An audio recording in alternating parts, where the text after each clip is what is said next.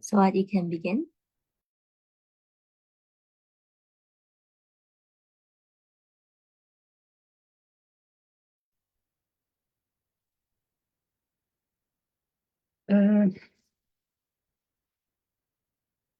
Ladies and gentlemen, welcome to the Saturday lecture.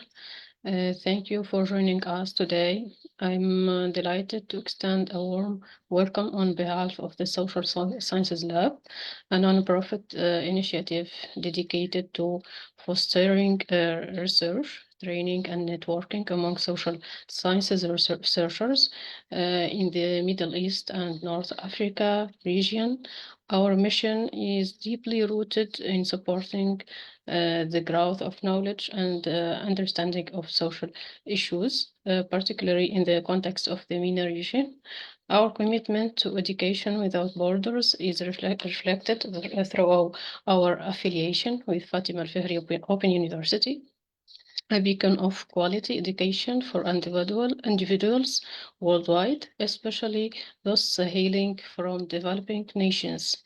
We firmly believe that education knows no boundaries and should be accessible to all, irrespective of their background and location. Today marks another installment of our esteemed Saturday lectures.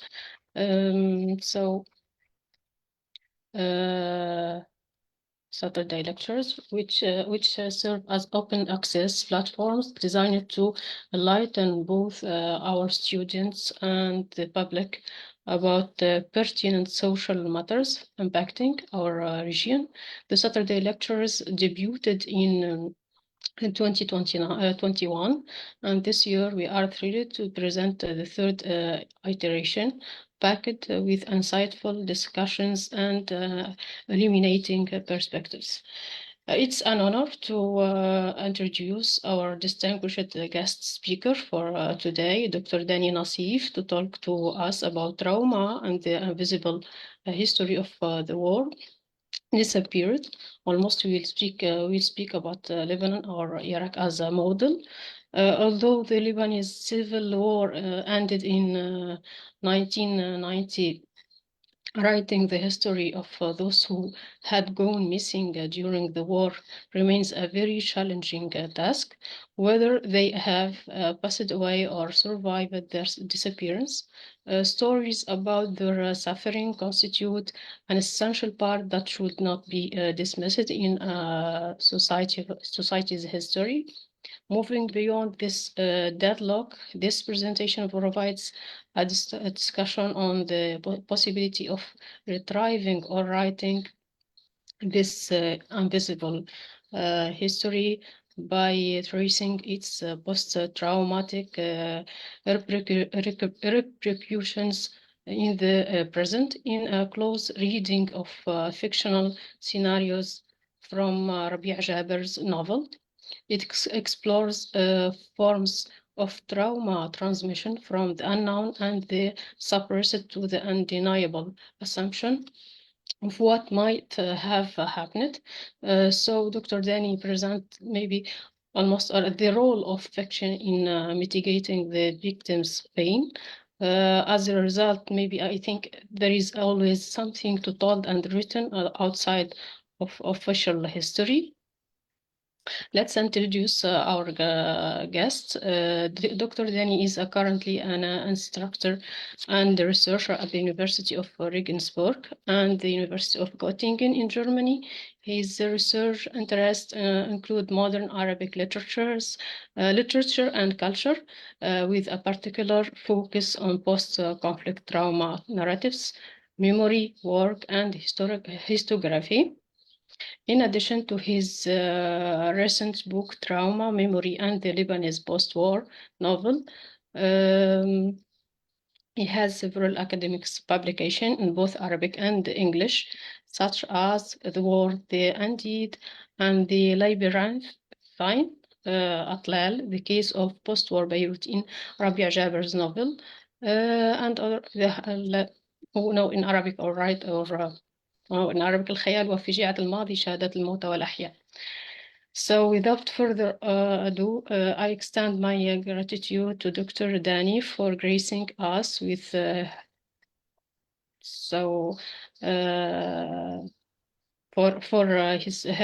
his present. Maybe you can present your lecture, Doctor. Thank you. Hi, everyone. Maybe I should share the slide and I start talking. Yeah. Yeah. Can everyone see the screen? Yes. Yes. Okay. Yes. First, I would like to thank you for inviting me, and thank you, Saad, for all your efforts. I know I mentioned Iraq somewhere in the abstract, but I will only be talking about Lebanon today. Because it's Iraq, then I will need 1 hour to present. Actually, at Regensburg here, I'm currently working on a project on Iraq, which should be my new book about the political and cultural memory in Iraq after ISIS. Anyway, so today I'll be talking about trauma and the invisible history of war disappeared. And what makes this topic, sorry, 1 second, I need to fix my screen. All right. So what makes this topic important today, especially when we talk about Arabic-speaking societies, is the fact that this region has witnessed so many wars in the last 50 years, and most of them have ended with very controversial resolutions. So as if the people had to move on into a new phase without really talking about what happened, without really addressing the war, without really addressing the problems. And in a way, they had to suppress their traumatic experiences, the violent experiences that they went through during the war. And this is what I basically mean by invisible histories. The question is, how can we write about those histories? How can we write those histories if it's possible? And if it's not possible, how can we write about them? Because they need to be registered. To deal with our trauma, to deal with violent experiences that we go through, we need to talk about them. We cannot suppress them forever. I will talk more about it now. And in particular, I'll be talking about millions of people who have gone missing during those 50 years in the Middle East and the MENA region, and whose fate remain unknown until today. We don't know anything about them. Their families are still waiting. They're afraid that, yeah, we cannot announce them dead because they might come back. There's an ethical problem here. There's an ethical challenge. And at the same time, we cannot move on if we don't know whether they will be back or not. So how can we talk about such invisible histories, and how can we use trauma for this purpose? In his work, in a comment on his work, section 88, Lebanese artist Walid Raad, he warns against a dilemma that Arabs in post-conflict societies might face upon entering their local museums. It is the dilemma of not being able to see the displayed artworks, as we see in the picture. He asks, what if the artworks they are building these museums for, especially in the Gulf today, have been afflicted with invisibility? What if those artworks have been hit with invisibility due to decades of wars and disasters that have affected the Arab world for the past few centuries? Then what kind of museums should we be building? So Raad here, he draws attention to the invisibility of the artworks that are initially displayed to depict the past, or in this case, to depict nothing. While, of course, Raad's words can be interpreted in various ways, thinking of many wars that we know about, and of how the pages of history books have remained empty, we can argue that some historical events do, in fact, retain their invisibility. Whether because the political situation did not allow for any investigations, they prevented all investigations, or because the nature of this past, the nature of this history, the traumatic nature of those events, those experiences, they make it very difficult for us to recollect and to retrieve what had happened, to write about what had happened. It's not easy to think about a traumatic past. It's not easy to put it in words. In her book, Unclaimed Experience, Trauma, Narrative, and History, Katie Caruth, she's a very famous trauma theorist. She describes the traumatic event as an overwhelming experience. So when we go through, so traumatic event, it's basically when we go through a very violent event, that the extent of violence exceeds our capacity to fathom, to understand, to contain this event. It's too violent for us to be able to understand it. So what we do in this case, we suppress it in our subconscious. It stays there, it's dormant, sleeping, but it's never erased because it will come back later on, belatedly, at a later stage in the post-traumatic phase to haunt us like ghosts in the form of nightmares, hallucinations, physically tired. We feel physically tired, even injuries, physical and mental injuries. Accordingly, Katie Caruth maintains that the traumatized people in this case, they carry an impossible history within them. So it's a history that is inside of them, but it's impossible to have access to. And today I'll be talking about the disappearance of the Lebanese civil war, about this impossible history of the Lebanese war disappeared, and how can we possibly talk about this? How can we possibly trigger it instead of just forgetting about them? The Lebanese civil war lasted for 15 years, from 1975 till 1990. What we see here in the picture to the left, in the green, this is the demarcation line that divided east from west Beirut. So Beirut was divided into east and west during the war. And because the snipers controlled this demarcation line, no one dared to go there, which allowed the vegetation to take over and eventually became known as the Green Line. Anyway, so the war lasted for 15 years, and in 1989, the militia leaders in the war, they decided, okay, we will meet now in Ta'if, in Saudi, and they decided that we will stop war with a slogan, no victor and no vanquish, so no one won and no one lost, and we ourselves will become the politicians in the parliament during the post-war period. And in order to protect themselves against persecutions and court against all the crimes that they had committed, in 1991, they issued a law called the Amnesty Law.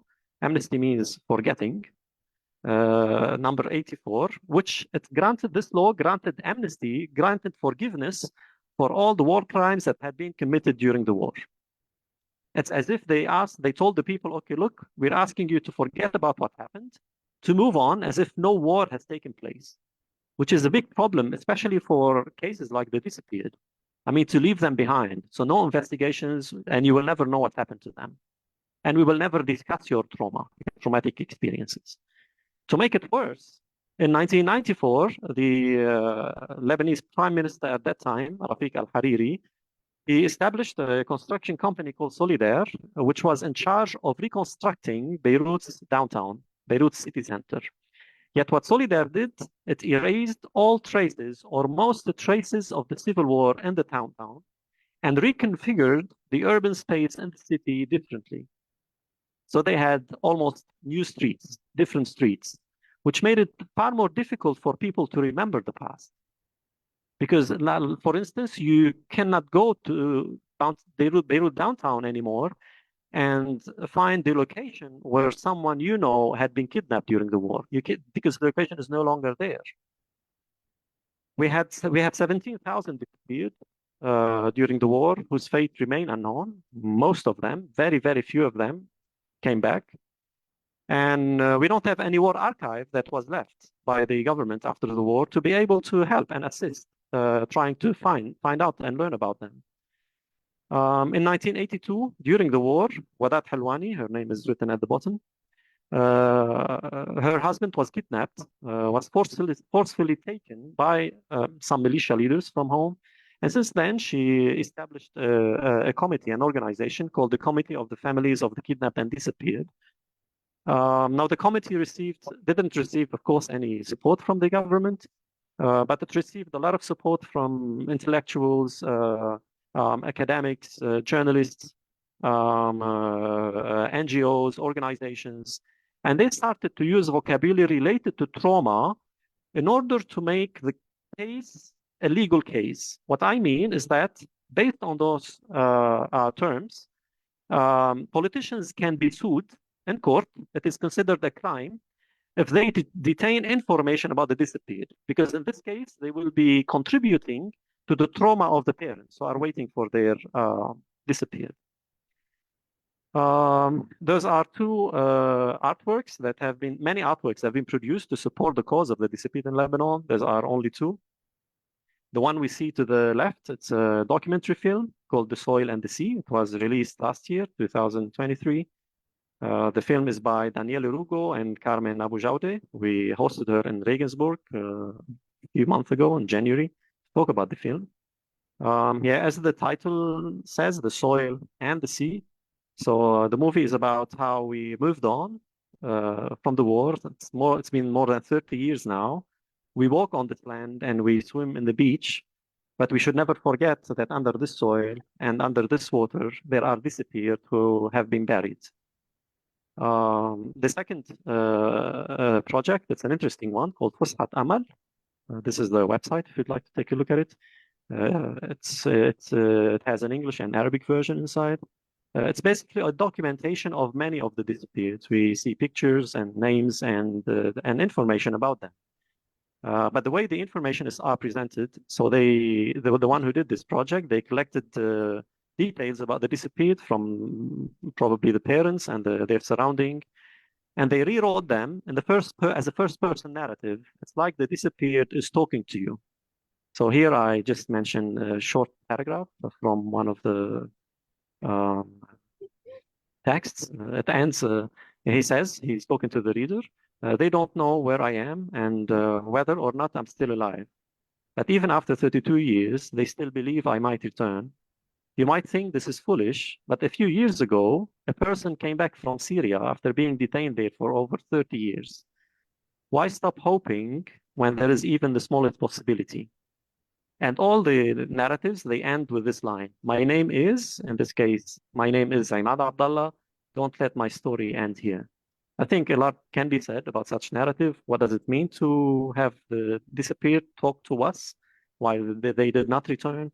And to make this pledge at the end with us, to tell us, yeah, don't let my story end here. So to keep it alive. So all those narratives, they talk about the disappeared, but they don't really talk about what happened.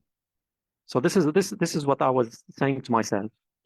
So I want to talk about the disappeared, but not only through the suffering of their parents. So I don't want to replace their history of what happened to them with stories about their parents suffering or about them before their disappearance. No, what happened after they disappeared? Because some of them may be alive. They may be living somewhere. And maybe we should put scenarios. Those scenarios may not be 100% accurate. So we can never guarantee that those scenarios are, so we need to use fiction in this case. We can never guarantee that those scenarios are true, but we can not also deny that maybe such cases did happen this way. Here I will share with you the story of someone called Maroon. Maroon lived in, he was born in 1972, so that's 3 years before the war started. He has one older brother and two older sisters, and one young brother who was his age, yet who was killed during the first 2 years of the war in 1976. And he had the same name, Maroon. So our Maroon, he doesn't remember his brother because he was too young when his younger brother was kidnapped and killed. He only knew him through the black and white photograph that was in the living room. Anyway, the war ended in 1990. Then in 1991, Maroon went to the AUB, the American University of Beirut, to study physics. And then his father passed away after 2 years. And his older brother called him and he told him, look, there's a story I need to tell you. He told him when our younger brother was kidnapped and killed in 1976, my father lost his mind. He became crazy. He went to the demarcation line that separated East and West Beirut and started shooting people randomly. He'd stop people and he'd shoot them, kill them randomly. And eyewitnesses say that one time he stopped a white Mercedes. He shot everyone inside except for a young kid who was the age of his son, my brother, my young brother. He brought him home as a substitute and he gave him the same name, Maroon. And that's you. And of course, such a story is the beginning of a new history for Maroon when he realized that he was living someone else's life as a substitute with his kidnappers. Yet, unfortunately, because we don't have war archive in Lebanon, it was almost impossible for him to find out who his biological parents are or his real name is. I remember once he was in AUB, in that American university. There was a seminar, a lecture about the disappeared, and people could come and attend. And then they distributed a list of a name list of the disappeared, so a list with the names of the people who disappeared during the war. And he would hold the list and look at it and think, okay, which one is my name? Which one is my real name? And then he thought, but how do they know that my parents were with me in the car? What if I were with my aunt and her family? What if my parents are still alive until today and they're looking for me? What if my parents are here today in the seminar room, in the auditorium? So here we get to think that maybe a generation of Maroons, a generation of disappeared who survived, they live among us at a very close proximity in the same room, yet invisibly. We are not able to access them. We are not able to find them, and they're not able to find us. And the question is, how can we write about this? How can we write about this invisible history of the disappeared? And the way I thought about it, that while we cannot find the disappeared, and we cannot write maybe the history the way it happened, we should be able to trace the trauma of those people around us, the trauma and their reactions, the trauma and their speeches. And maybe through those traces, we can write about what could be their history.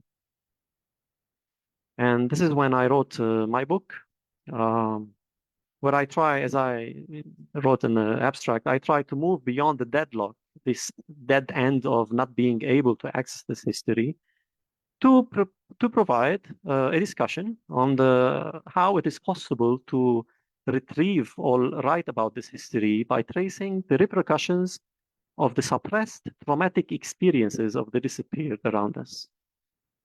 And here I rely on scenarios, as I mentioned, and I introduce three new themes. The first one is the traumatic aṭlāl. The first theme that I introduce is the traumatic aṭlāl. The term aṭlāl is a literary term. It belongs to pre-Islamic Arabic literature, and it refers to a very unique type of ruins that evoke in the onlooker personal memories only. You know that ruins that they don't have to really evoke personal memories. I can walk and see ruins in Berlin, but I never have personal memories. While aṭlāl, they are personified. So those are the memories of a building where I was before. And I use this term, or I developed this term to talk about buildings that were destroyed and erased by Solidaire from Beirut's downtown.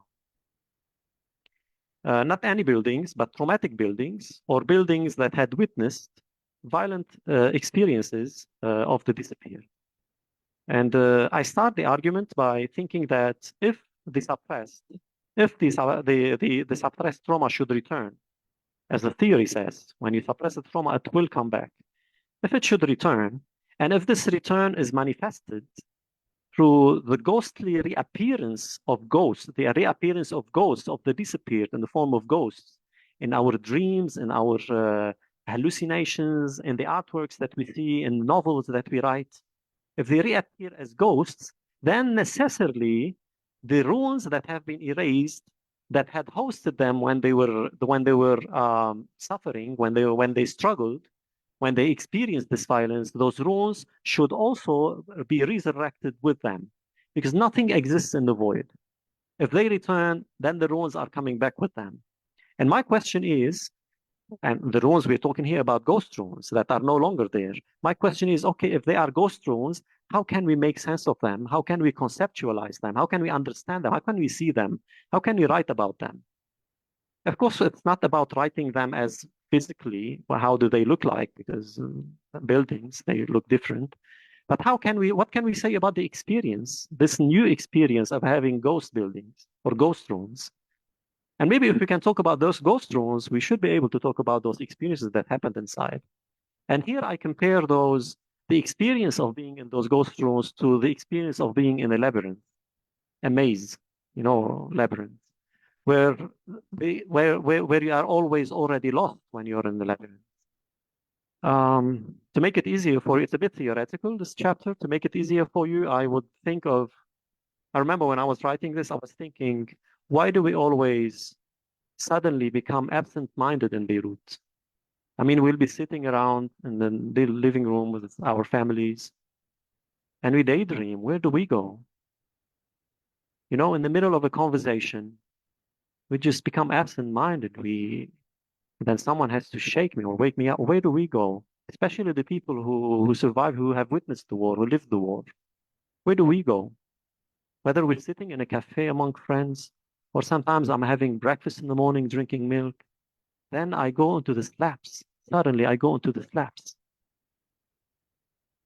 And I compare this falling into the labs into going into a labyrinth where where you fall into a place that uh, that that that um, that defies, that resists all order of time and place. Because in a labyrinth, you're lost in time and place. Nowhere can lead you anywhere. Wherever you go, you are simply lost. There is no future and no past in a labyrinth. You are only faced, you are always already lost. You are only faced with the experience of being nowhere, of being somewhere that is nowhere. No one can save you in the labyrinth. Wherever you go, no one, it's an experience that you can only do alone. Only you can fall in those lapses of being absent-minded. No one can go with you. And it's not something that you do willingly. You don't decide, okay, I will fall into this daydreaming or absent. You are assimilated, completely assimilated by some other world, by this labyrinthine world that kidnaps you. And you don't return also on your own. You don't decide that I will return. You will only be aware that, okay, now I am out of this labyrinth when you drop the milk on the table accidentally with your hand. So I try to conceptualize, of course, more broadly in my book. I try to talk about this, thinking that maybe by talking about it, we'll be able to redraw and reimagine the disappeared and the buildings that were there in the downtown before it was reconstructed. The second concept that I developed, I talk about the intergenerational trauma among the disappeared survivors, like Maroon that I just told you about. I thought that maybe Maroon got married now and he has kids, and then this trauma will be transmitted from a generation to another to his kids. And I was thinking maybe we can write about Maroon's history if we should be able to trace the transmission of this trauma from a generation to another. Yet I don't mean that by saying that we can trace the trauma, I don't mean that we can write this history because we will never know what happened. It's been more than 30 years now.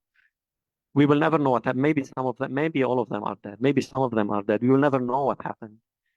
But we should be able to talk about it, maybe using figurative language like metaphor or similes to portray some unverbalized meaning, some meaning that cannot be spoken, something that will always remain hidden of a world that is only depicted obliquely, not directly, through what is similar to it. I don't say this is the world. I say, okay, it is similar to that because I don't know what happened. But I can write using simile. Simile is when I say this is like this one or a metaphor. I'm talking about what could be the case or something similar to that. And by doing this, I will be writing about not about the history, but about its absence. I'll be emphasizing and underlying its absence, underlying the impossibility of writing it, but nonetheless pointing out that there is a history that is absent, and that's what I'm looking at. That's what I cannot see. And I hope that by doing this and by making it more invisible, more visible it becomes to others. So sorry if this is too theoretical. We can discuss this more later and see why do we need this. I mean, okay, what's the use of that? How can this help at all? The last notion that I developed, the last concept is about talking about it. I mean, how can we talk about those invisible traumatic histories? How can we testify? So trauma testimonies and the art of using fiction. In English, we have different terms that we can use to talk about a traumatic event. We can testify to an experience that happened with us, to a traumatic experience. We can bear witness to a traumatic experience that didn't happen to me, but I saw it. So I was there and I saw it and I bear witness to it. I go and talk about it. We can bear second-hand witness. That's when someone tells me about it, when someone testifies in front of me. So I was not there, I didn't see it. I only heard it or read about it, and then I'm going to talk about it and share it as well. So this is bearing second-hand witness. If you look at the Arabic language, we unfortunately, in my opinion, have one word only, ash-shahada and yashhad, which maybe means that in the discussion in the Arab world, we are missing on a lot. Because when you don't have the vocabulary, when you don't have the concepts, then there's a lot of discussion that's not taking place about testifying to traumatic event. In this chapter, there's a few ideas. I talk the important role of false testimonies. Why isn't it important to embrace and to accept false testimonies? Unlike what they do in newspapers or history books, because in newspapers and history books, they want exact historical events. And they tend not to accept testimonies that may not be too accurate. My argument is, well, first of all, why do we testify? Is it only to write history or to help the victim feel better? I listen to the victim because I want the victim to feel better. And I should not expect myself, or I should not expect from a victim of trauma to recollect the events the way they happened. The victim of trauma or the testimony started to exist instantly. It is produced instantly. He doesn't plan it. The victim of trauma is going back, searching in his subconscious to face something that is so afraid that he or she is so afraid of. It's a very, very critical process. So I wouldn't expect him and judge him if you don't remember properly. And he's facing something that he's very afraid of, trying to find a way to access this without hurting himself again. I also talk about, and then along this, I talk about the critical role of the listener in this case, because the listener to a trauma testimony is a co-producer of the testimony. He essentially participates in producing the testimony, because the interruptions, the comments that he makes, or the interruptions, whether physical or even verbal, or the reactions that he makes, they primarily decide whether the victim who is testifying will continue or not. Will he feel comfortable with the way I, as a listener, am interacting with what he's saying or what she's saying or not? And here I talk about what can be done in this case. I provide the model where I use literary techniques such as doppelganging. It's creating a copy of how it is possible to transcend those challenges during this process of testifying, such as how can we avoid, let's say, as a listener, how can I avoid undesirable interruptions? How can I listen to someone that has trauma and avoid making undesirable interruptions? Because how can I know what would be desirable and undesirable for the victim? So how can we do that? And I think that literary techniques can help us do this. So that's what I try to show in this chapter. Okay, I think I will stop here to have time for discussion. I hope it wasn't too complex or confusing, and maybe now you understand why I removed Iraq from the discussion. I'll also be happy to talk about Iraq if you have questions about it. Thank you. Okay, thank you, Dr. Dani, for your contribution. And thought-provoking presentations. Your insights have provided us with valuable perspectives on post-conflict trauma narratives. Now I invite all of you to engage in a dynamic exchange of ideas. We encourage you to share your question and reflection directly here, either on Zoom or through our Facebook live stream, where a wider audience is also participating. I don't know if as a moderator can start a discussion, and I have maybe two questions for Dr. Dani. What do you think, Tinley? Thank you, Saad. So I will be taking over now for the Q&A session. Yeah. Thank you, Dr. Nassif, for the insightful lecture. We actually have received two questions prior to the lecture, which I will read now and share also in the chat box for you to read. I think it will be easier as well. Okay. So, All right. I'll read the first. Would you like me yeah. to read them, or would you want to? Yeah, of course. I'll be reading the question. So the first question says, the increasing of post-war in the Middle East has been widening our thought of the vast stadium of literature. And however, shall we call it fiction or the era of modern literature realism? Sorry, I'll reread it because I was looking at another question. So the increasing of post-war in the Middle East has been widening our thoughts of the vast stadium of literature. However, should we call it fiction or the era of modern literature realism? I will not choose. So the Miriam, she gave me two options. I will not choose among them. What I can say is that I think writing history, so I'll talk about writing history, and writing history has been faced with a lot of questions about how can we write history, because also writing history is partly fictitious, it's fictional. It consists of excluding and including events and trying to make up other events to connect information. That's in addition to the fact that, especially in our region, as I mentioned, many events have been suppressed. And it's sometimes dangerous to write about what's happened straight directly. That's why there were tendencies to refer to fiction, because it is less accountable, less threatening to politicians, moving to novels to write about such inaccessible events. Now, we can think of why we write history for two reasons, or more than two reasons. One basic one, we basically want to write about wars because we want to know what happened. We want to know the history. But the other part is that we want to deal with the trauma. And thinking of trauma, there's no solution, but the way to deal with it is never individual. So it's never, okay, I will deal with the individual traumas. It's more cultural. We need a culture that understands trauma. We need a culture that embraces and helps the people and try to understand what it means to testify as a traumatic person, for instance.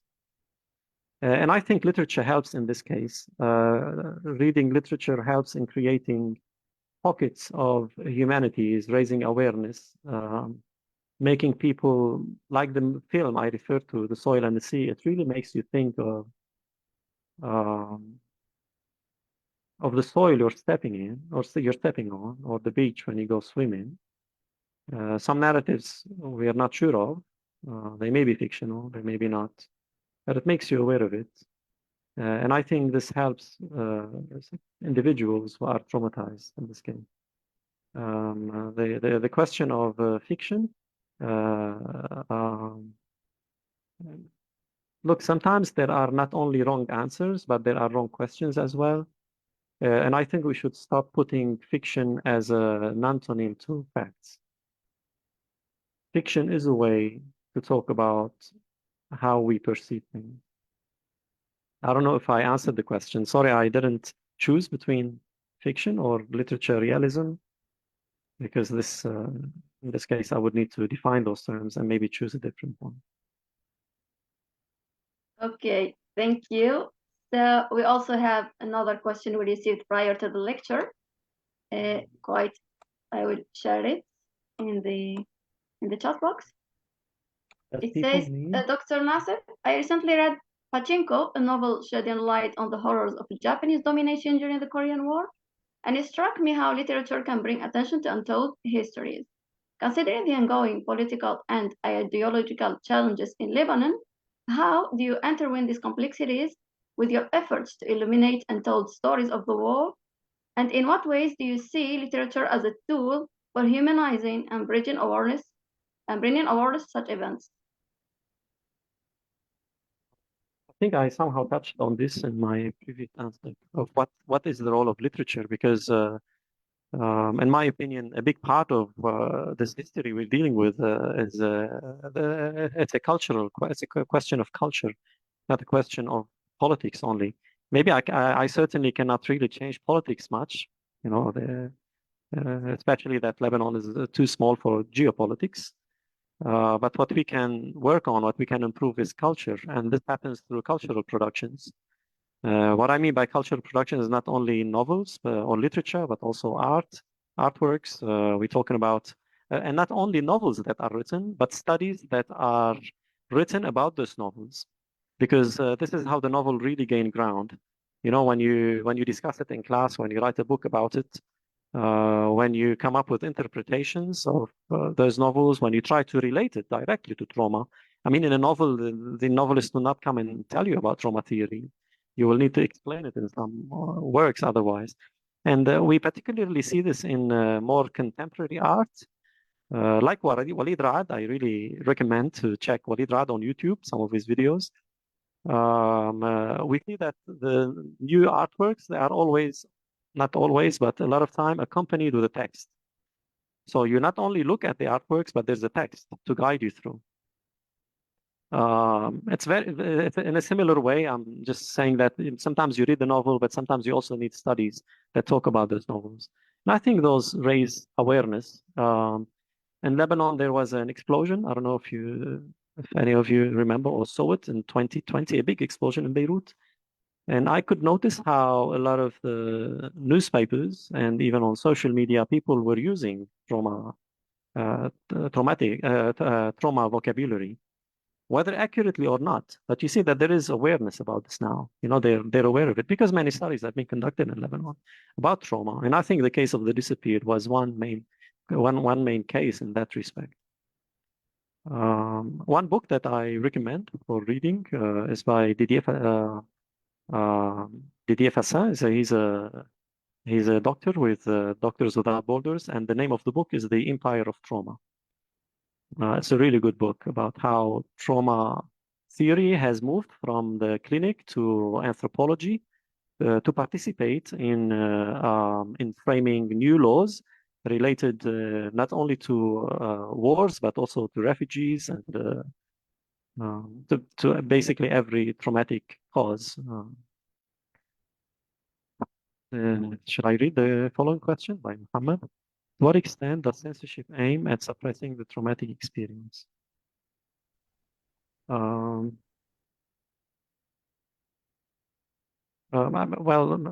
it's different, but let's say it's different between Iraq and Lebanon because the form of censorship and the resolution was slightly different. I wouldn't say that politicians would censor cultural productions because they want to suppress traumatic experiences. They will censor any testimonies because they are afraid of persecution.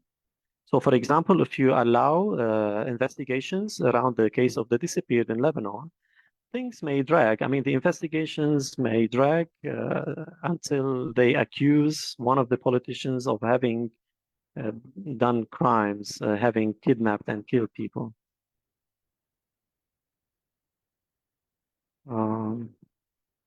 So to what extent does censorship aim at suppressing the traumatic to preserve their reputation? Can you clarify, please, a little bit?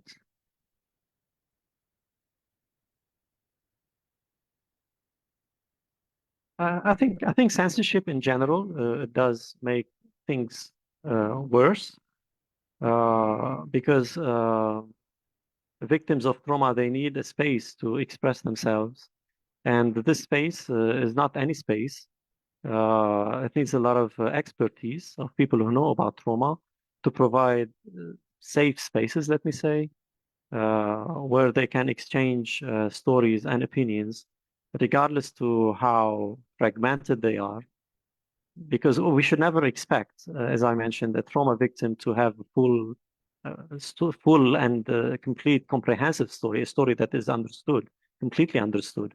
They mostly come out in the form of fragments because what they are basically narrating are the scariest events of their lives that they have suppressed, not in the form of the events, they have suppressed them in the form of ghosts.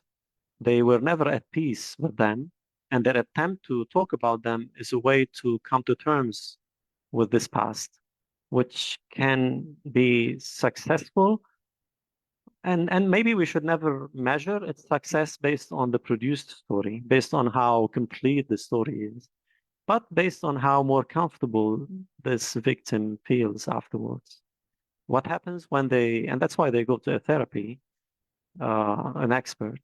What happens when I try to produce or to retrieve or to put my traumatic experience in words is that I try to take it out of me. I try to project myself as a third person and stand at a distance from it, which makes it more manageable, more containable.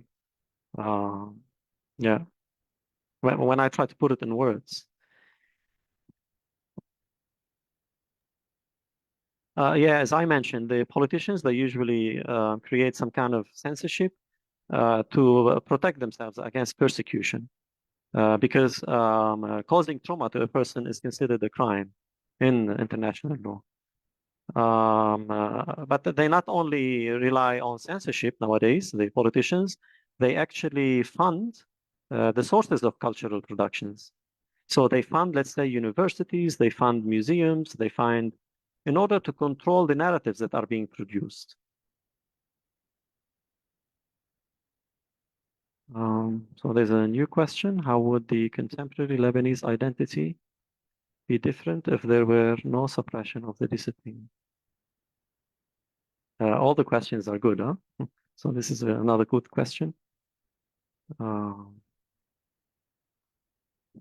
Contemporary Lebanese, identities, they're never in my, like, talk about identity, you're talking about something that is constantly changing, whether it's a Lebanese or any identity. How would the case of the disappeared have changed?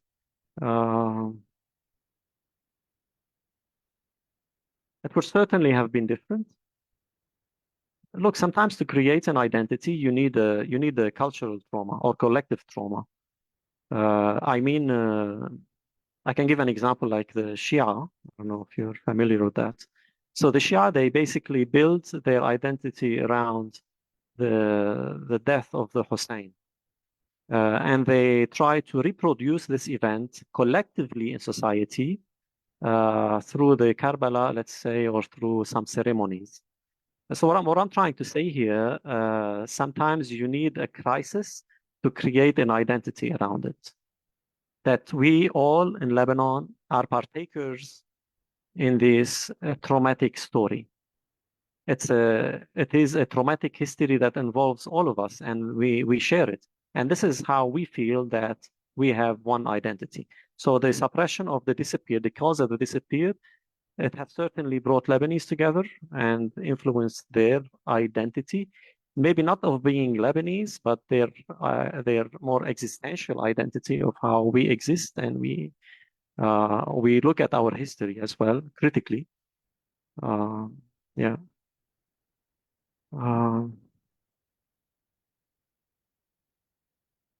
Yeah, Muhammad mentioned that even the notion of trauma has been shaken the interest of many scholars. Yes, I think a lot of studies they introduce trauma as, or the traumatic event. They show this developed after the Holocaust, that the idea that you cannot talk about the Holocaust because no words can really express how bad it is or how violent it is. I think there are now new theories and new views in this respect that say that no, you can't talk about the traumatic event, and because we need to say that this is what happened in order to take this person to make them accountable, the criminals to make them accountable. If I keep saying that, yeah, okay, so this is the traumatic event, but we cannot talk about it. In my case, in my study, I was talking about invisible histories, not about events that, so I'm talking about events that cannot be accessible for political reasons, not events that cannot be accessible because they are too traumatic. So there's a new opinion now about trauma theory that no, we can talk about traumatic events even if not completely, because we want to decide who's the victim and who's the perpetrator. And the victim deserves reparation, and the perpetrator should pay for the crime. So that's J. I have is, do you think there might be losses in translation, example of English and Arabic, for these written stories, considering how certain feelings might not be communicated, differences in vocabularies? Yes, certainly. I think I shared one. This is one good book called Al-I'tirafat. In English is Confessions. I read both texts, and I see a lot of differences between the two texts. In my book that I wrote, I refer to terms, many terms, not only the term itself, as let's say aṭlāl I used, but I try to track it, to track the root word of the word aṭlāl, so yutil, and aṭallā, and this means you see, and this means vision, and all those cannot be translated into English. I mean, in English, you can do the same with those with the terms. Try to trace their meaning, their action that lies in the root word. But yeah, there's certainly something. I don't want to say if maybe there's something lost in translation, but there is also something gained. I mean, even the translation has its own identity, has new things to present. I mean, when you don't use, let's say, yashhad when you translate the novel and you don't use the word yashhad, then you have to pick between testify and bearing witness, and there's a big difference between them. And in this case, the English version, the English translation would have more to say about this act, while in Arabic it's just yashhad. Okay, thank you, Dr. Nassif. We also have a question we received at the beginning of the lecture from Suwaiba. Sorry, yeah. She asks whether people need hypnotism to recall those traumas and face them. Yeah. Sorry, I'm just looking for it. Do people need hypnotism to recall those traumas and face them? Look, I'm not a psychiatrist and I'm not a psychologist, a practitioner. So this is my opinion. There are cases maybe where you need some kind of hypnotism. You probably know that. So when you're too traumatized, you cannot go for any therapy. You first need to go to a psychiatrist to prescribe some medicine for you, to calm down, to be able to speak, to be able to participate and engage in a discussion with a therapist. Now, hypnosis in this case can play a role. Can you recall those traumas? I think you can only do your best in recalling them, because you cannot recall the traumas. You know, trauma is something, it's an injury, it's a ghost, it's a fear, it's a lot of fear. So you can try to talk about it, to approach it, as I mentioned, obliquely, not directly. You don't dare face it again. You'll be very afraid to be hurt again. And to face them. Will we face our trauma? Maybe. Sometimes once I was asked by one of the students, I mean, why don't we suppress and that's it, and we try to forget? Why do we need to keep talking and raising the term trauma continuously? Maybe this will eventually cause us to be depressed. Again, I'm not a psychologist, and all this needs a lot of accurate studies to be answered. I think I'll just mention where I think hypnosis can be used in this case.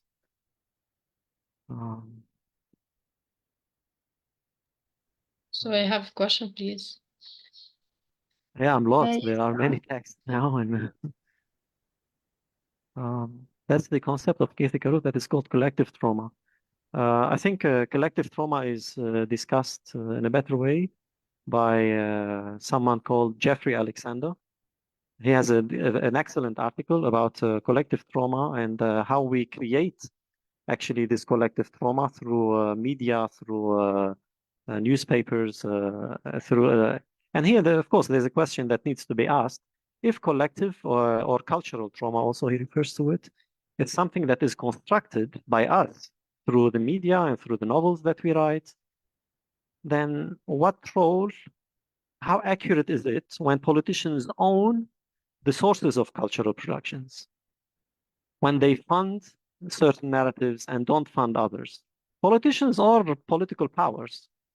They fund certain narratives in the museums and not others. They open the newspaper and then the newspaper writes this. And so even what is being written about, what I'm trying to say, we shouldn't really fall into the emotions of, oh, this is traumatic and I should be careful about criticizing it. That's my opinion, by the way. I say, no, we should always be critical about what we have in front of us, what's being written. And trauma can be used to sue the criminal, to say who is a victim and who is a perpetrator. And this is a political statement. And it can be used by politicians to write narratives to where you depict your enemy as the criminal and yourself as the victim that needs reparation. And reparation in this case, in law, it means financial reparations and political representation. So who controls the sources of culture productions, controls the narrative, and decides who the victim is and the perpetrator is in the court. Using trauma theory. I'm trying to say that trauma theory is not innocent. It is a tool also in the hands of politicians.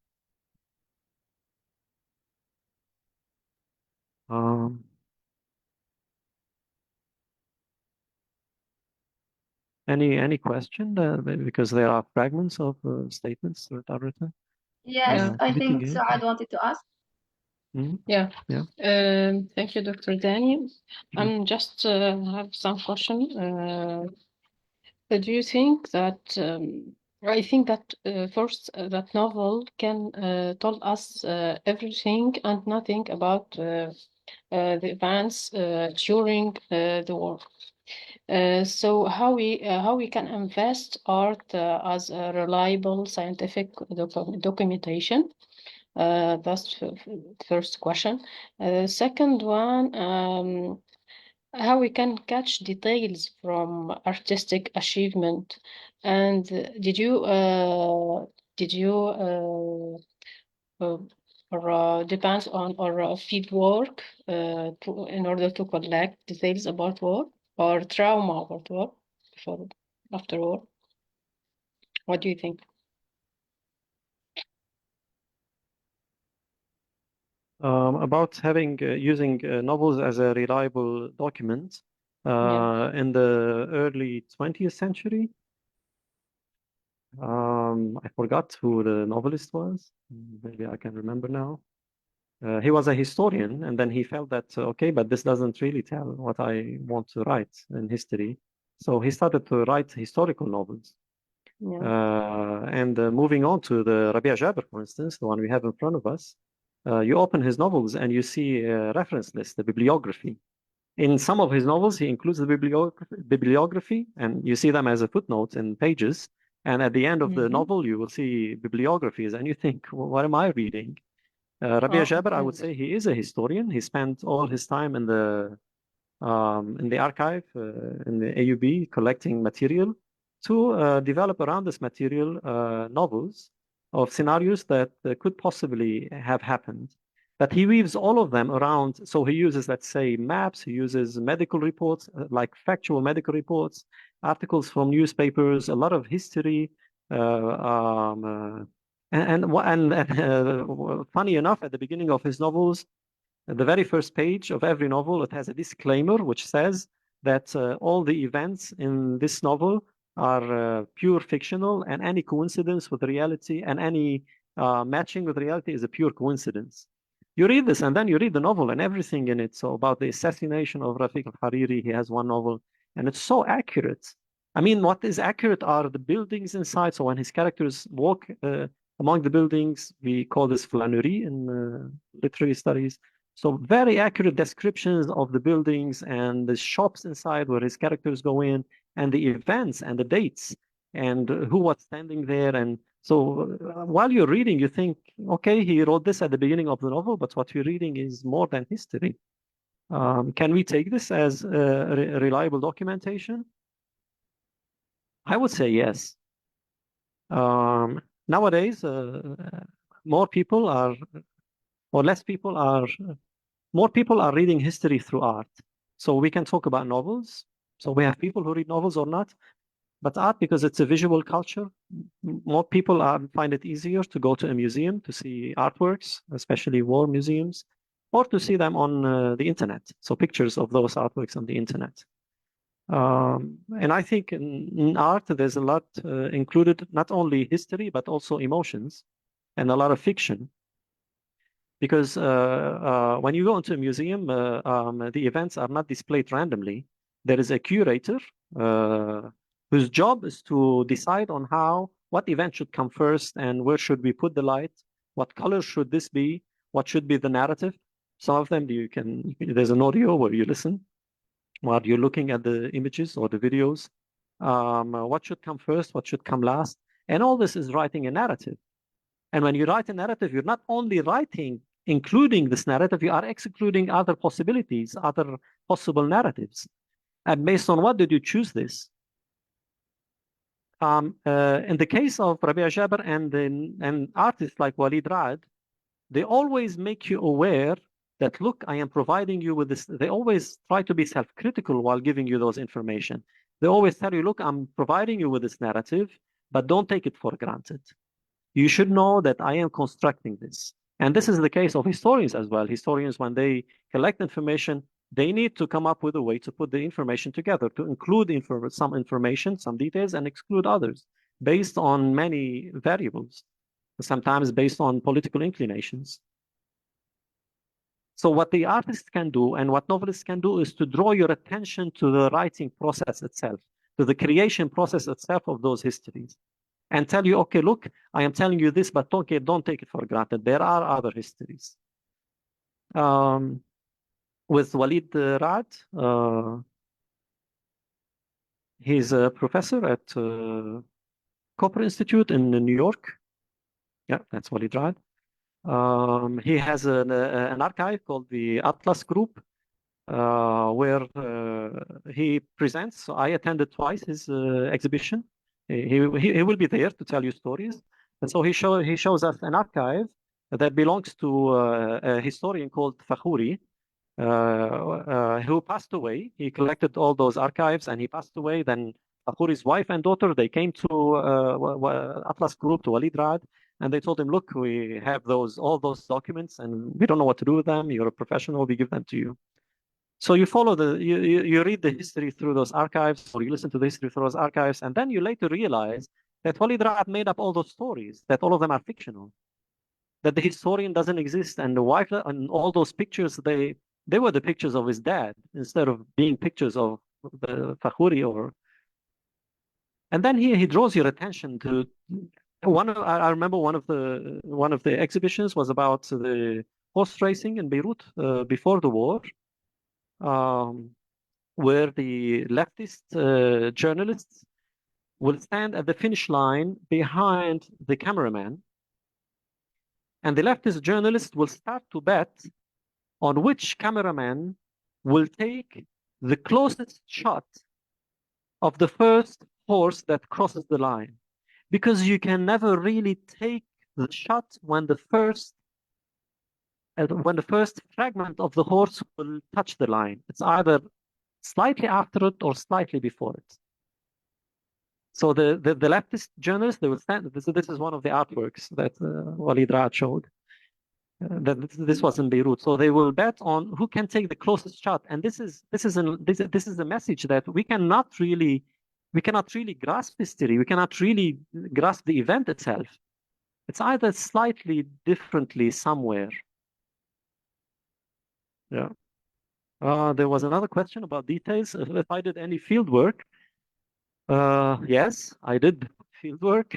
It's different when you go to places like Srebrenica in Bosnia to see where the crime happened, the mass crime took place. As I mentioned, not only to feel the pain, and because it's too overwhelming when you're there, the music and the narrative, and the guy who was there, he's a survivor who's telling us stories. It's too overwhelming.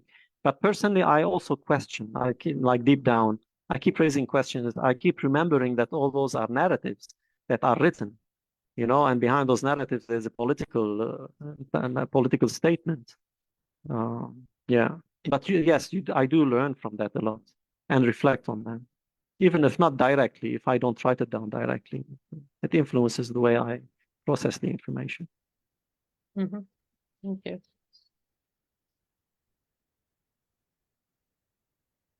Any question?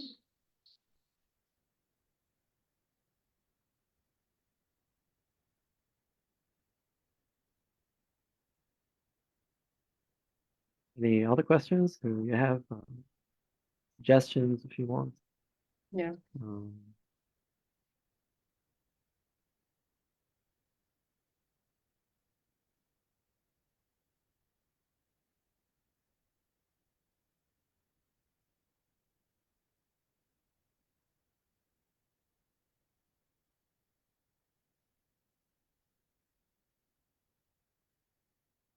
In one of the artworks, until you think of a question, if anyone has a question.